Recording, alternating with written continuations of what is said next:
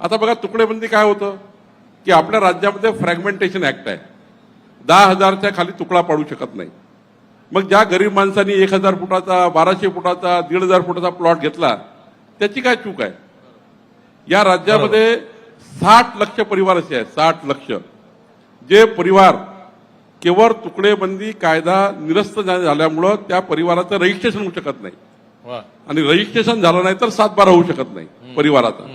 तर आम्ही निर्णय घेतला की ज्या ठिकाणी रहिवासी बेल्ट आहे, नगरपालिका असतील, महानगरपालिका असतील, ग्रामपंचायती असतील, या ठिकाणी स्थानिक प्राधिकरण असतील, PMRD असेल, NMRD असेल, MMRD असेल, या क्षेत्रामध्ये जे रहिवासी बेल्ट आहेत, रिजनल प्लॅन प्रमाणे आपण जे गाव असतं गावाच्या बाजूला 200 मीटर पर्यंत आपण रहिवासी बेल्ट जाहीर करतो.